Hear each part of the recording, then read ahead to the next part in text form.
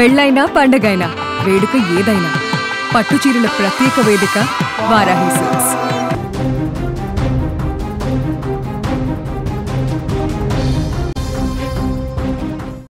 Breaking news చూస్తున్నాం. రైతులకు తెలంగాణ ప్రభుత్వం గుడ్ న్యూస్ చెప్పింది. ఈ నెలాఖరులోగా రైతు భరోసా నిధులు విడుదల చేయబోతున్నారు. మరో 15 నుంచి 15 రోజుల్లో పెట్టుబడి సాయం కింద ప్రభుత్వం ఇవ్వబోతోంది. స్థానిక ఎన్నికలకు ముందే పంపిణీకి కసరత్తు చేస్తోంది ప్రభుత్వం.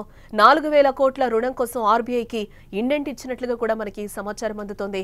రైతులకు తెలంగాణ సర్కార్ త్వరలో మరో గుడ్ న్యూస్ చెప్పేందుకు రంగం సిద్ధం చేసుకుంది. రైతు భరోసా పెట్టుబడి సాయం మరో 15 నుంచి 15 రోజుల్లో పంపిణీ చేసేందుకు సిద్ధమైనట్లుగా తెలుస్తోంది.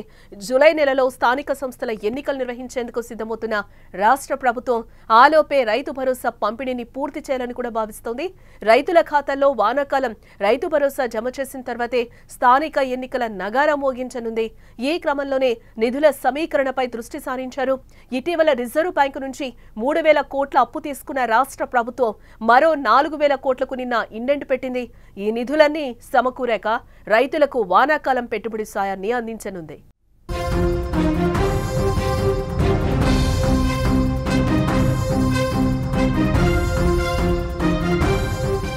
రాష్ట్రంలో 1.5 ఎకరాల సాగు భూమి ఉన్నట్లుగా రికార్డులో ఉంది. గత ప్రభుత్వం రైతు బంధు పథకం కింద ఎకరాకు 5,000 రూపాయల చొప్పున పంపిణీ చేయగా ప్రతి సీజన్కు సుమారుగా 7,500 కోట్లు అవసరమయ్యేవి. ప్రస్తుత కాంగ్రెస్ ప్రభుత్వం గత యాసంగి అంటే 2024-25 సీజన్లో పథకం పేరును రైతు భరోసాగా మార్చి 2023-24 యాసంగి సీజన్లో 1.52 కోట్ల ఎకరాలకు 7,625 కోట్లు పంపిణీ చేసింది.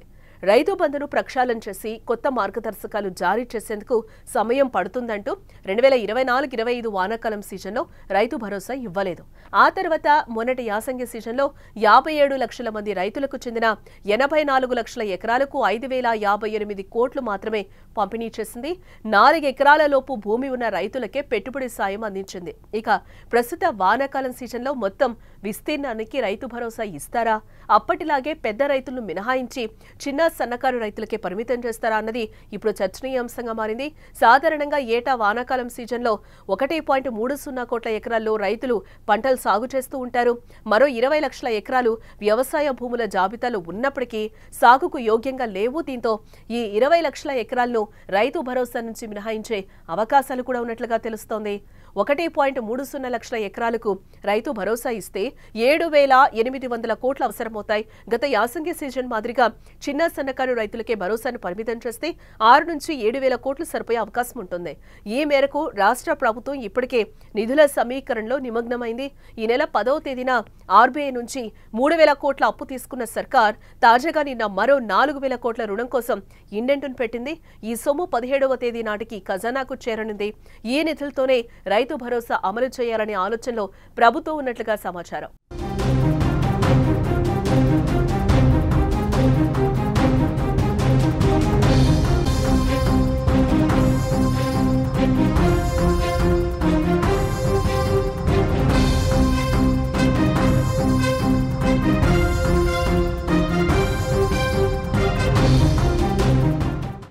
రాష్ట్రంలో స్థానిక ఎన్నికలు కూడా వాయిదా పడుతూ వస్తున్నాయి.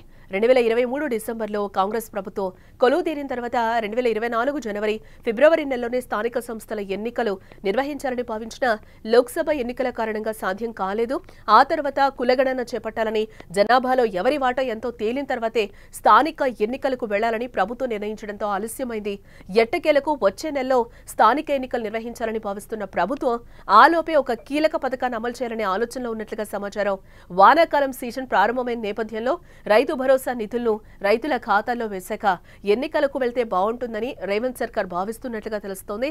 ఇందులో భాగంగానే ఈ నెల చివరిలోపు రైతు భరోసా కార్యక్రమాన్ని పూర్తి చేయాలని భావిస్తోంది ప్రభుత్వం.